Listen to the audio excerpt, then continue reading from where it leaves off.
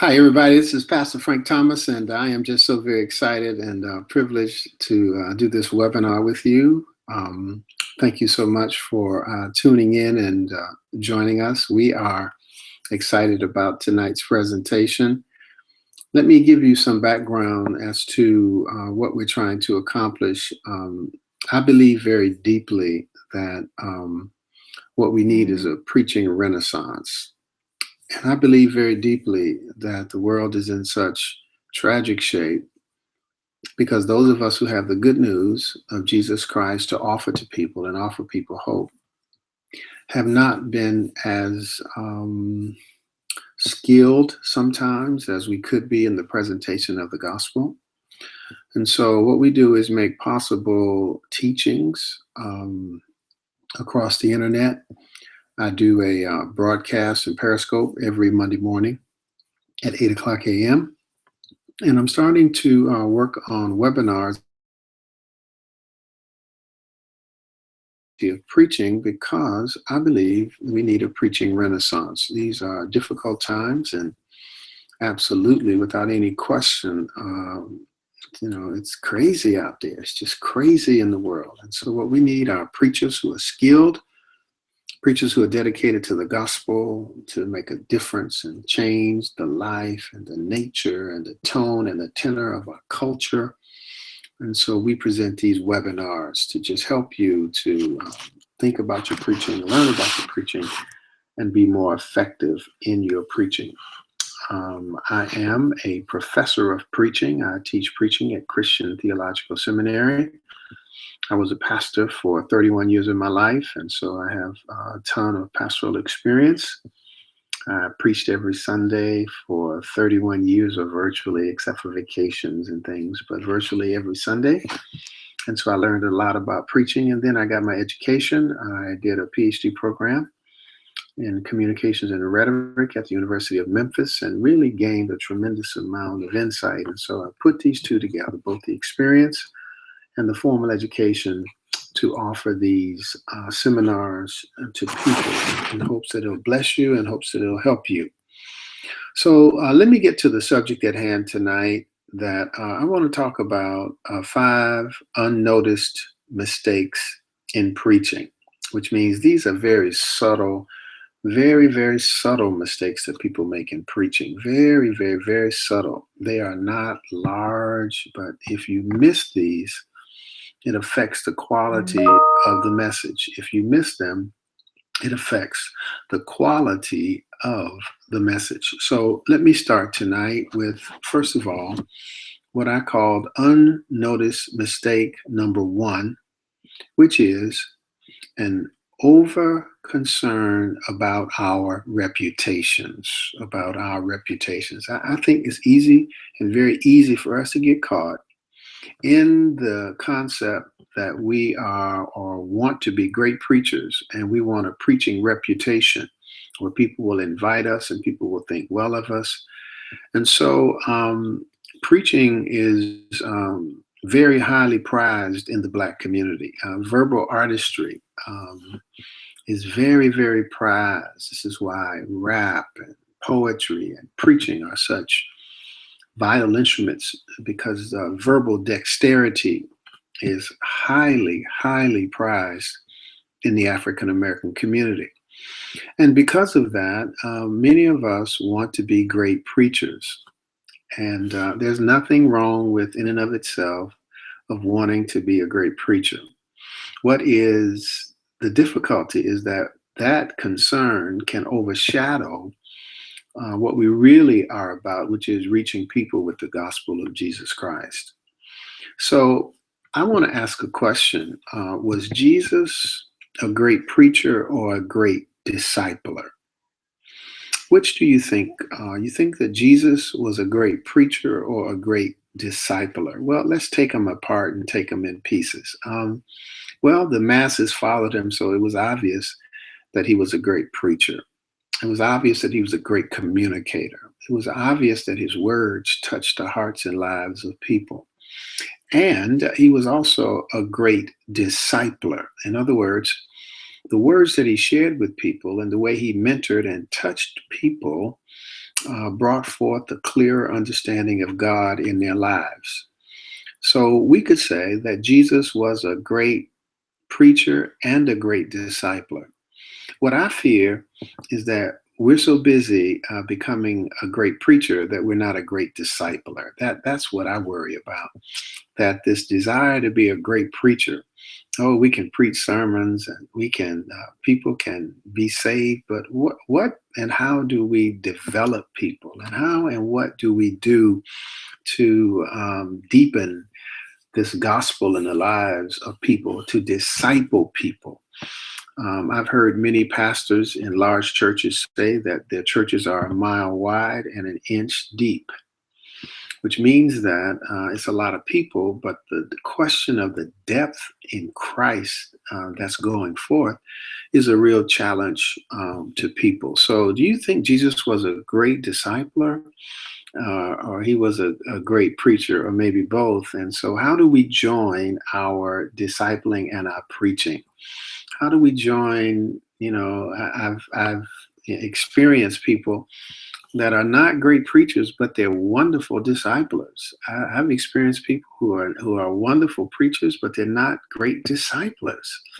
I mean, they will floor you with their preaching of the gospel, but somehow it doesn't connect to helping deepen disciples. And I've seen people who, are modest in their preaching, and yet thousands are discipled. So I think that there are a couple routes that we need to think about as we think about discipling people and preaching. Is some of it is, what is our task or call as a preacher? Some people are called to be evangelists. And evangelists are people who have kind of an itinerant ministry, who go around maybe doing revivals, maybe doing conferences, I don't know, but itinerant, and they go around and they evangelize, and they have the gift of bringing people to Christ, helping people to come to Christ.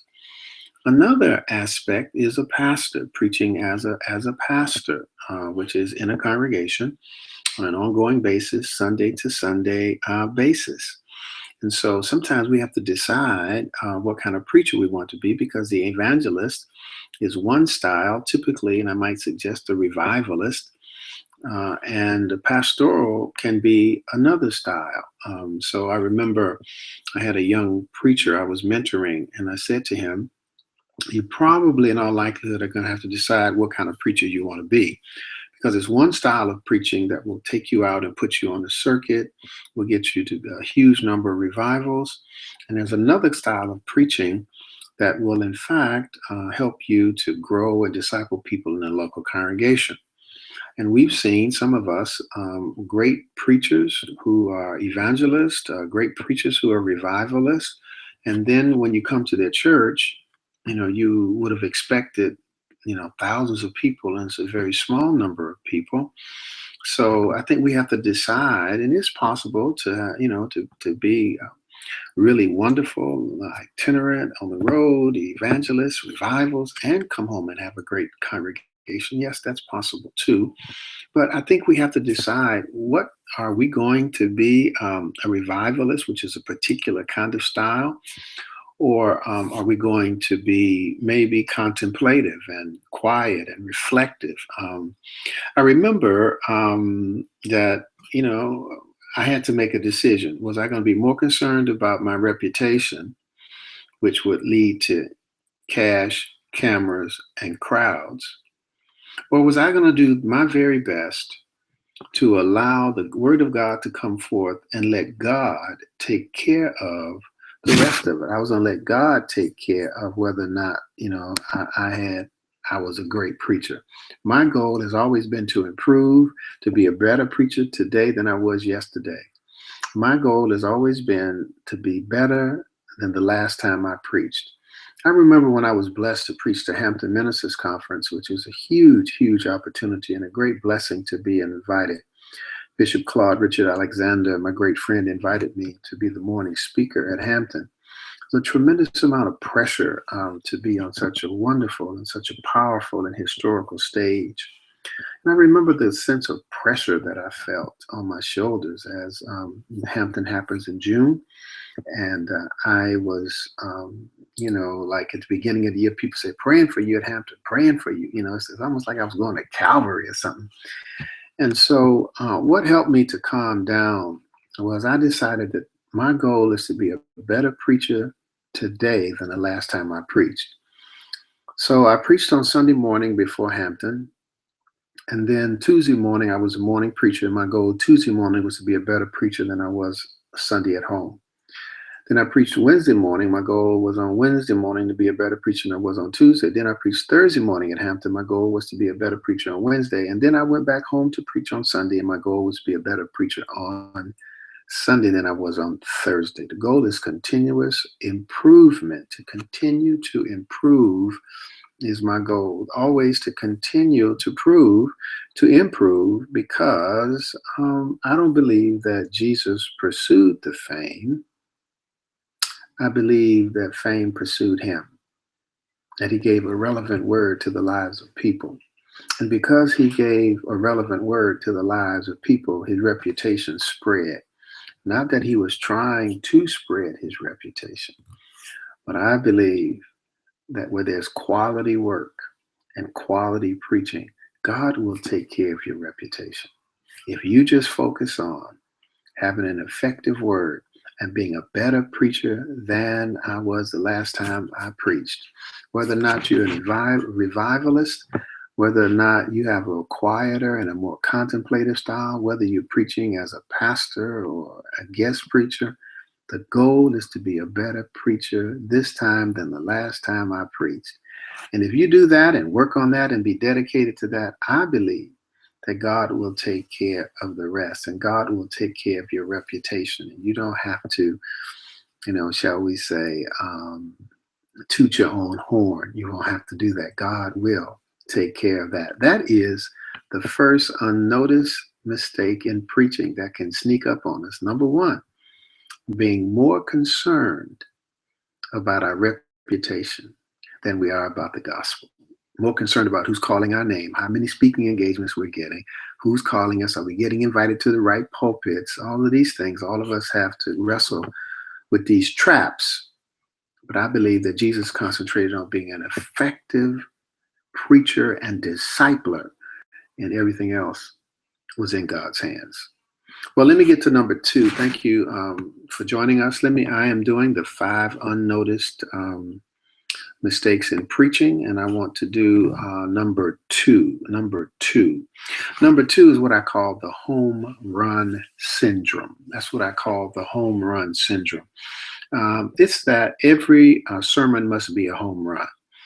Every sermon, the preacher must hit it out of the ballpark. Every sermon, you have to leave them standing, shouting, being slayed in the spirit. We have to hit a home run every time we preach. This is a tremendous amount of pressure in the African American community because we place such a vital importance on the close.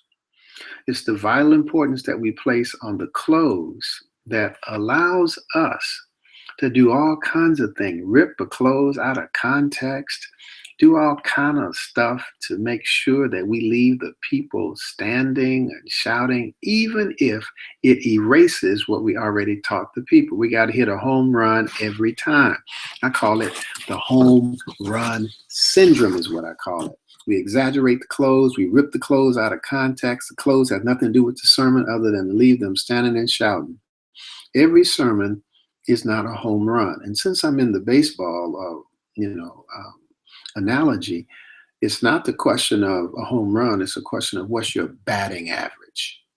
So, for example, that a 300 hitter is a wonderful hitter in baseball, which means they strike out 7, or they make an out 7 out of 10 times. There's only 3 times they get a hit.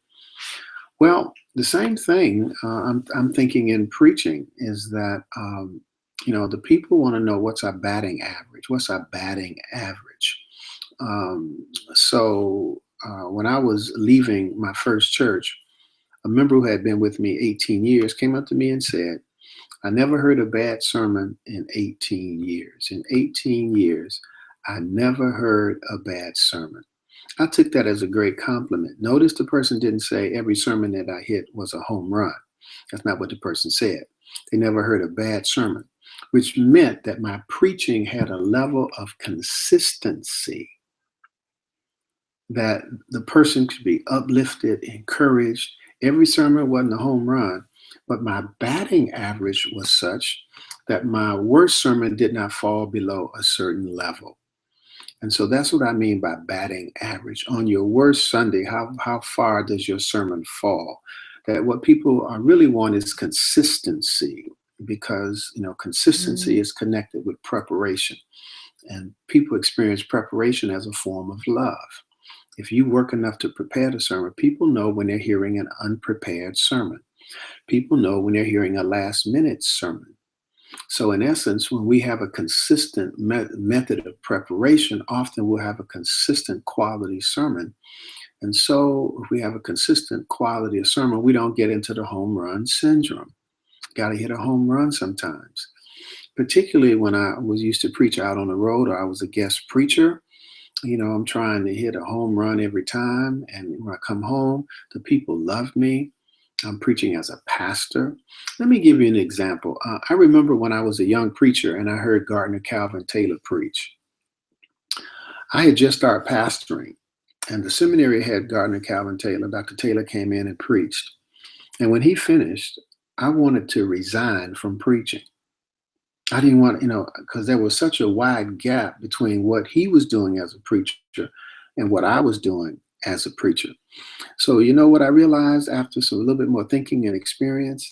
What I realized, I was comparing a sermon that he has preached many times, he had polished, with my average everyday Sunday sermon. You can't compare sermons of great masters who have preached these sermons several times in several places and polished them and worked them and, mastered them with the average everyday Sunday sermon that I was presenting. As a matter of fact, I learned to experience that between 7 and 10 of the sermons that I preached as a pastor in the congregation were worthy of going on the road, so I could polish them. Many of them were contextual to the context in this particular place, the word that God was using to minister to these people in this place at this time. And so my experience was I could not compare my Sunday morning sermons to sermons at Dr. Gardner Taylor, because he only took his best material on the road, and he had polished and polished and polished and polished. So I don't want you to be in the home run syndrome. I don't want you to be in the home run syndrome. Now, what's your batting average? What's your consistency? Preparation is a form of love, and people know when you've prepared. And so if you prepare a sermon, you pray about it, you offer your very best to God, it will be a solid, a wonderful, a meaningful sermon, not necessarily a home run. Every now and then God will give you a home run, and we're thankful for that. Every now and then God will give you a home run. We're thankful for that. But for the most part, preparation is a form of love. People are more interested in your batting average than they are in you hitting a home run every week. So that's the second unnoticed mistake. Trying to hit a home run every week. Trying to hit a home run every time you preach. That don't mean that we ought not to aspire to be the very best we can be and be effective at preaching. But I'm talking about a home run where we have to leave them standing, shouting, running, slain in the spirit as evidence that we really preached. Well, let me get number 3. Number 3 is sneaky. It's do not, let me put it this way. Many preachers make assumptions when they are invited to preach. I continue to learn. Do not make any assumptions when you have been invited to preach. For example, it's always good to spend time talking to your host about what are they trying to accomplish. It's always a wonderful exercise to spend time with what are you trying to accomplish? What is it that you want done? You invited me. I'm so open to the invitation. But what are you trying to accomplish? Another one is, who is the audience? Who is the audience? Always find out who's the audience. Then, what's the theme? Do you have a theme that you would like? Then fourthly, what's the time expectation for the message? I emphasize that, you don't come, like some of my friends in Africa critique American preachers who show up and bring their video cameras, take a few pictures of them preaching, and then come back and post the pictures on their website to show their international preaching ministry. It's more about them than it is about the people. So I say that you come to help the pastor, the person who invited you. You come to help the church. You do not come to put pictures on your website and to show everybody how broad and expansive is your preaching ministry. It's not about you. It's about service to them. And so that's why it's important. What are they trying to accomplish? I come to help you accomplish what you're trying to accomplish. Who's the audience? What's the theme? What's the theme? In other words, failure can happen because we have not thoroughly understood the context and the expectations. So you have to be very, very careful to make sure that you will indeed ask a lot of questions to make sure you understand what are the expectations. I say to people, do not helicopter in and do your part and helicopter out.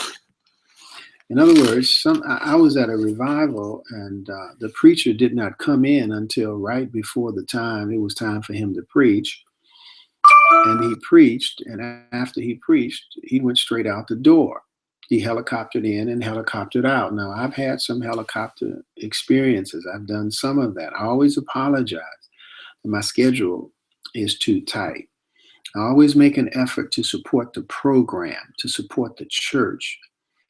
And oftentimes, I suggest come ahead of your presentation and get a feel for the people, the place, and the agenda. I oftentimes advertise that to people. Come ahead of time, check out so you get a sense of what's happening in the place, the field, the people, the agenda. Often listen to someone else preach and teach, support the program. Sometimes people only attend when they're on stage, when it's their turn. I often say support the program. Offer the same support and encouragement that you want people to offer you. So if the only time you show up is when it's your time to preach or your time to lead the workshop, then my argument is you're not supporting the program. And then stay to the time. I've been on so many programs that the program gets behind because, sometimes they start late, sometimes they start on time, and the people speaking are late and run over time. I teach in my classes, make sure you come in under the time and they'll invite you back because so many people make the mistake of slaughtering the time, running overtime, throwing the program back. Well, you find out if they want you to preach 30 minutes, preach 29 minutes and sit down, go underneath time. And this is another tip, never preach longer than a pastor. I've seen associate ministers preach longer than a pastor. You can't do that. Please do not do that. Please do not take liberties that the leader or the pastor has. In other words, what I'm suggesting to you is that none of us are bigger than the program. You are not bigger than the church that I don't care if they got 10 members. The fact that they invited you, to me, they want you to come help them, to partner with them. They don't want you to come to build your resume, take a few pictures and put it on your website to tell how many revivals you do and how many speaking engagements. No, it's not about that. It's about helping this congregation. So I go to all sizes of churches, big churches, cathedral churches, and I go to little churches and small churches. Church is pretty much church, and I go where I'm invited, and if my schedule will allow and it doesn't take too much time away from my family, then I go and I respect the church at whatever level I find there. I'm coming there to help. God has placed me there to help. And so sometimes it's a huge and it's a massive church. And sometimes it's a small, sometimes it's in between. Sometimes it's Baptist, sometimes it's Methodist, sometimes it's a white church, Hispanic church, black church, all these things. I'm a communicator of the gospel of Jesus Christ. And it's my joy and my privilege to preach it whenever asked and whenever invited. So I am not bigger than the program. So also, I say, If you're going to preach as a guest minister, watch out for canned sermons you've already preached. Do the work. Even if it's a familiar message, it deserves prayer work. It deserves you to go through it, maybe rewrite it to ask God what's a fresh perspective, even in an older message. Then I say to people, always try to meet the theme, if at all possible. Try to meet the theme, if at all possible. And sometimes I've worked to try to meet the theme, and guess what? It's a bad sermon on the theme. So I always say to people, I know that you all would prefer a good sermon off the theme than a bad sermon on the theme, but I do want you to know that I really labored before God to try to have a relevant word for this theme.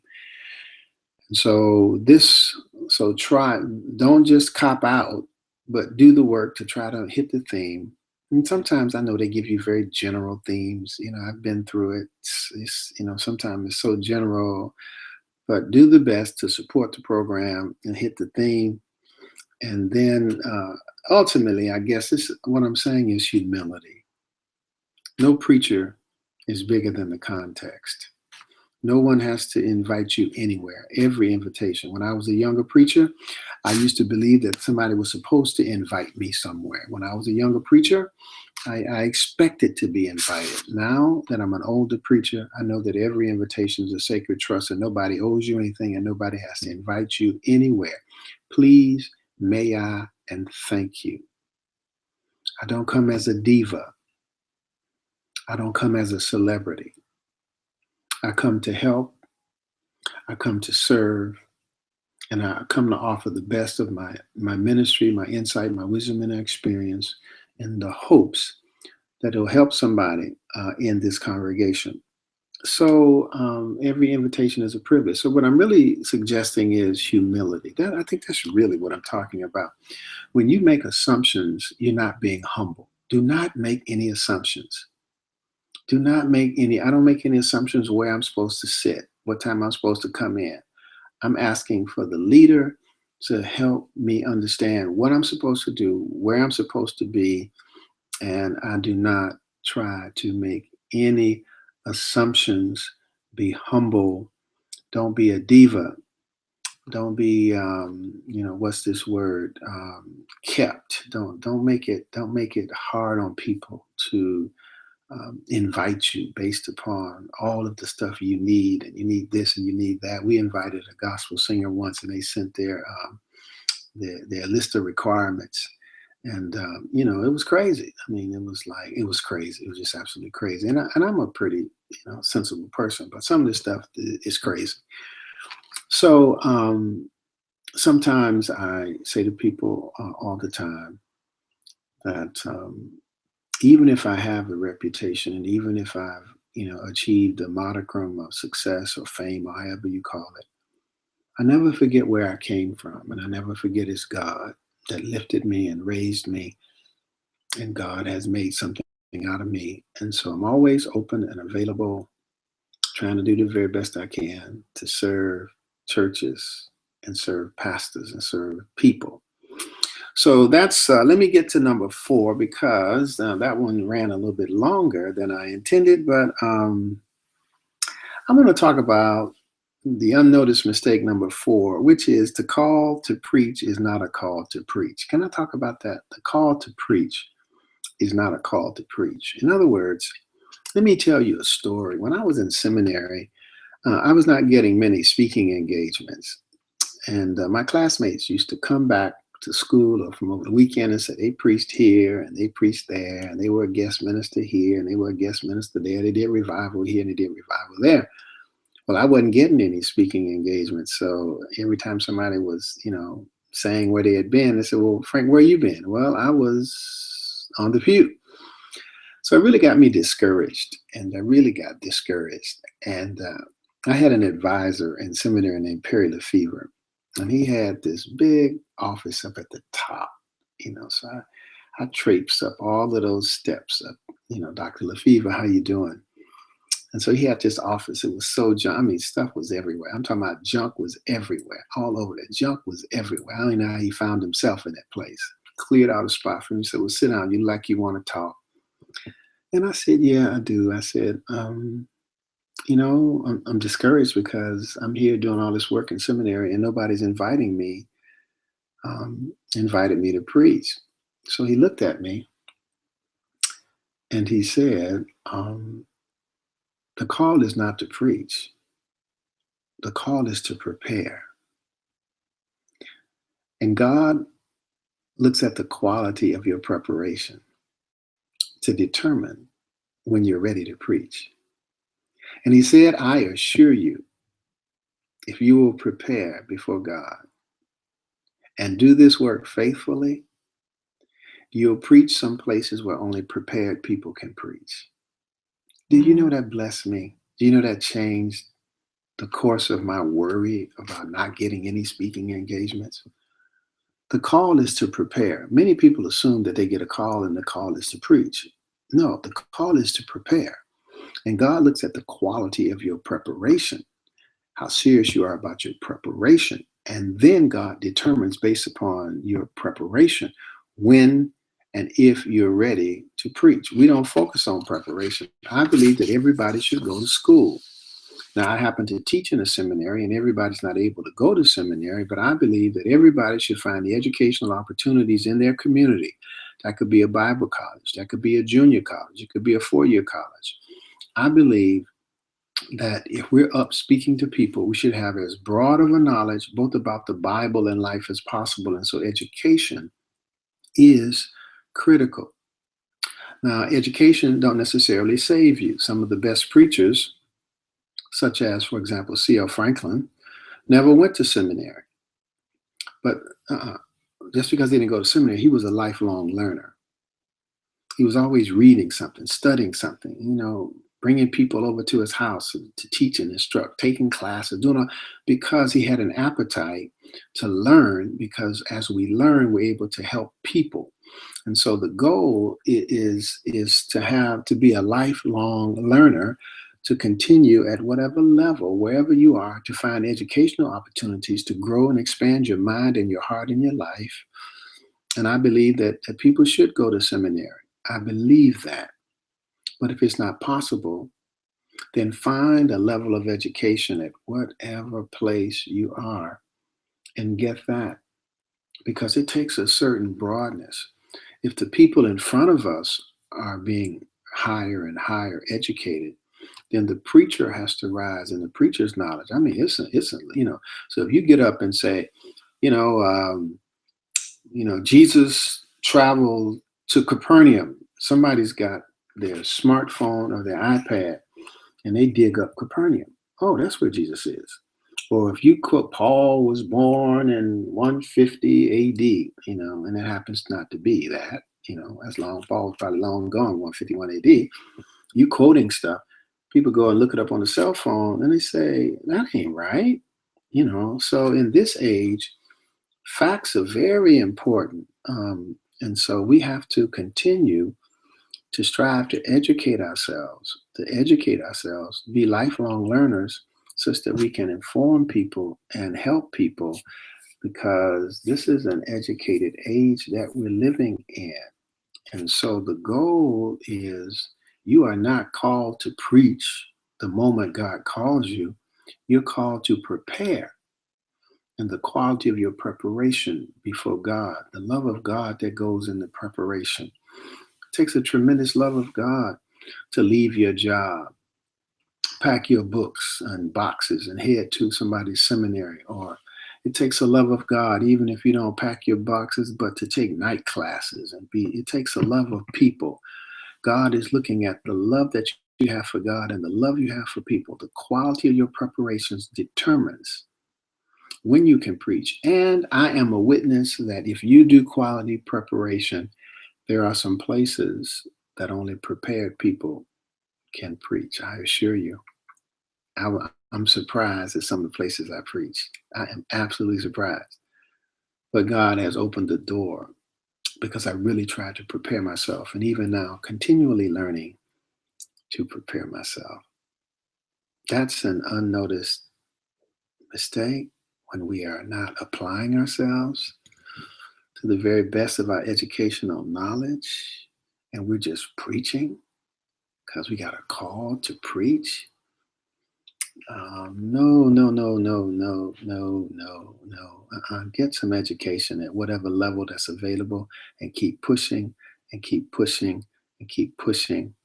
And you'll find that your knowledge increases and the way you handle the word of God and your communication to people. And you'll get invitation. And it's like only prepared people can preach in this place. I know it. I know it for myself. It's happened to me. It'll happen to you. Well, I want to hit this last one, um, unnoticed. I call it preachers think they can be prophetic without relationship. So let me talk about this a little bit because I learned this really the hard way. When I went to school, I mean, this would be Stone Age for some of you all, but I graduated from seminary in 1981. The seminary I went to was really big on prophetic preaching and prophetic ministry. And so we were hammered around Luke 4:18, the Spirit of the Lord is upon me to preach good news to the poor. It was hammered in us in the moment we're going to preach good news and we're going to be prophetic and the people are not going to want to hear it and we're going to be persecuted like the Old Testament prophets. And so I had a vision that I was going to be in the city on 74th Street in the city of Chicago. And I was going to do justice ministry. We were going to get what the people needed from their government. And, we were going to stand up against racism, segregation, and all of this stuff that was hammered into me. Then God put me out in the suburbs to pastor an African American church who were living out in the suburbs, high earners, the creme de la creme. And I had a certain disdain because I felt they were running away from the black neighborhoods and running away from the poverty. And so I used to jump on them. I used being prophetic. I used to jump on them. I'm prophetic. How dare you? And disengage from the community. You out here in these suburbs and did a lot of damage trying to be prophetic. Just did a whole lot of damage. And then I read in a book called The Recovery of Preaching by Henry H. Mitchell, Ezekiel sat where they sat. And he wept for 7 days. It changed my preaching. I sat where the people sat, and I wept when I put myself in the position of the people rather than over the people, being prophetic, a bull in a china shop, castigating them, castigating those luxury cars out in the parking lot. We were in a rented church, and how dare you driving all this? And we in a rented church, the building fund ain't growing. You just, and then, I just beat the people. And I learned something. I did a whole lot of damage in the name of being prophetic. What I learned is that you earn the right to be prophetic in a congregation. What I learned is there's a connection in the congregation between being prophetic and pastoral care. People will listen to your prophetic word after you walk enough hospital floors. People will listen to you be prophetic when you stand at the gravesite and you pronounce the blessing over their loved ones or their surgery at the hospital. And you're there at 6 o'clock in the morning to pray for the family and checking on them. Yet, in other words, there's a connection between pastoral care and prophetic ministry. There's a connection. There's a connection between prophetic ministry. You earn the right to be prophetic. Once people know that you're not out to hurt them or harm them and that you actually love them, they give you latitude to be prophetic. We have a lot of people being prophetic or talking about prophetic preaching, but have not attended enough to the care of the souls of the people. You can be prophetic, just be prophetic with compassion. You can be prophetic, just be prophetic because you sit where the people sit. Ezekiel says, I went down by the river Sheba and I sat where they sat. And when I sat where they sat, I wept for 7 days. And after I wept for 7 days, it changed my preaching. I was still prophetic. Oh, but it changed. Have you sat where the people sat? Have you sat where, anybody that you're railing against, sit where they sit. And I believe that God will give you a prophetic word, because you don't have to necessarily be a bull in a china shop. And there are still times when you'll be prophetic and they will treat you just like the Old Testament prophets. They will beat you, whip you, cast you out, scandalize your name, as we used to say they say in the African American tradition. I've been buked and I've been scorned. I've been talked about as sure as you born. And you'll have to discover that trouble don't last always. That don't last. That's the word of hope. That you can be prophetic, but make sure that you have a relationship with the people you're being prophetic to. And I think you have a better chance. I did a whole lot of damage, you all. I did a whole lot of damage trying to be prophetic without relationship, without ever sitting where the people sat. Well, can I review right now? I know we're running almost to an hour, but let me review with you. Number one, unnoticed mistake is to be overly concerned about your reputation, your preaching. That's an unnoticed mistake. That's kind of a form of pride that sneaks in on us and captures us. We want to be considered to be great preachers, which leads to number two, which is the home run syndrome. That many of us are trying to hit a home run every time we preach. And what we mean by a home run for many of us is leaving people standing and shouting and running. You see, the over concern with reputation leads us to think we got to hit a home run every time. And then the question is, what is your batting average? Then, which leads to number three, a kind of arrogance when we are invited to speak. We're not humble enough. We don't ask enough questions. We don't realize that we come to serve, not for the people to serve us. That every invitation is a sacred trust. Somebody's inviting you to help them in the work they're trying to do with God. I did 3 nights of revival 2 weeks ago in Kansas City, and I kept telling the preacher, I came to help you. I came to help you. I came to serve this congregation and to help you in what you're trying to accomplish. What is it that you're trying to accomplish? And we would talk it through, because the program is bigger than me. I'm not bigger than the program. I'm not doing them a favor to come. They're doing me a favor to invite me. So I say, the question of humility, it can sneak in and eat alive. Then number four is we're so busy trying to be a great preacher that as soon as we get a call, we start preaching. No, the call is to prepare. And the quality of your preparation determines the quality of your preaching or when you preach. And if you will continue to prepare, you know what will happen to you? You'll preach in places that only prepared people. Only prepared people can preach. You will preach in places that only prepared people can preach. And lastly, number five, be humble enough to know that prophetic preaching takes relationship in a congregation. And don't prophesy over people and never sit where they sit. Even in the public square, when I most want to be prophetic, at some point, sit where the people sit. And I think you can still be prophetic, but you will be prophetic with compassion. Well, this is our broadcast of the 5 unnoticed mistakes in preaching. I want to thank you. A couple of things I want to suggest to you. Each and every Monday morning at 8 o'clock Eastern time, we have a Periscope call. I do this on a weekly basis. A Periscope call on preaching each and every Monday morning, Eastern time, 8 o'clock a.m. Want you to know that we have resources at preachingascelebration.com. That's preaching as you want to know more or learn more or stay connected more, then go to preachingascelebration.com. Preachingascelebration.com. You'll find more information there.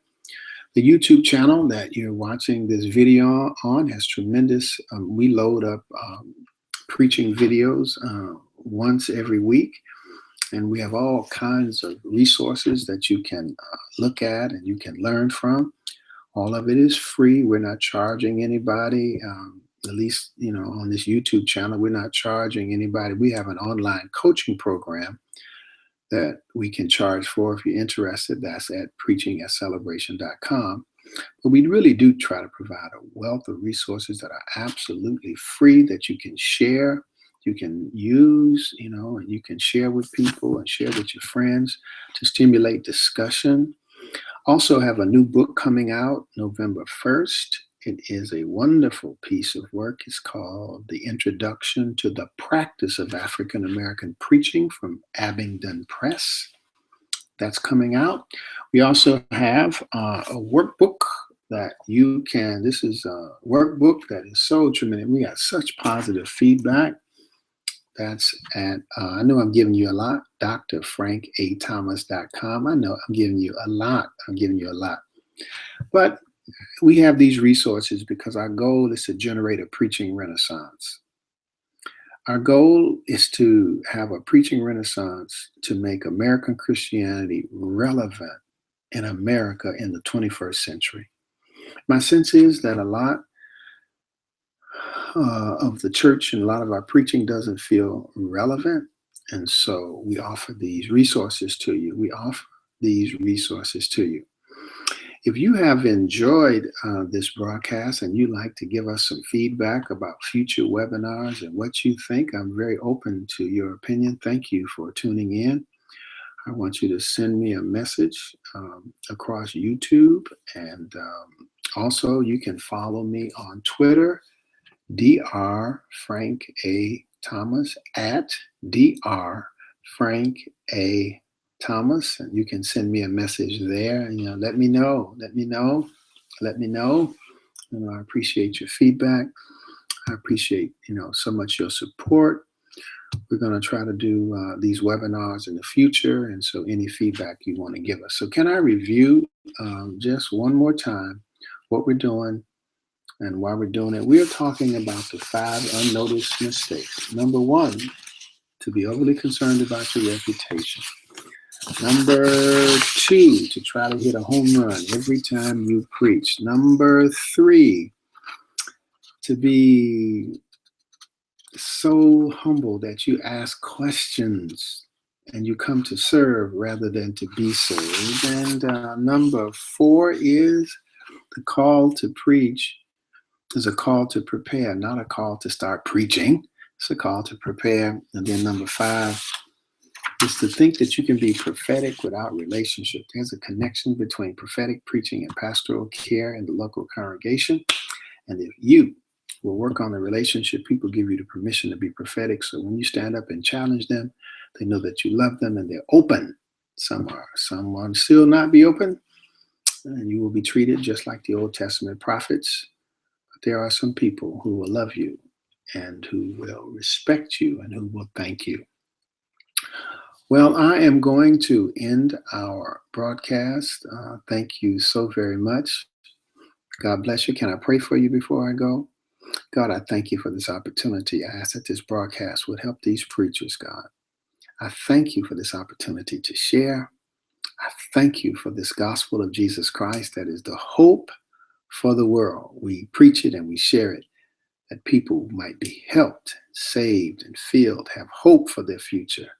God, I thank you for this privilege. It's in Christ's name. And let everybody say amen and amen. God bless you. And I will see you next time. Thank you. God bless you.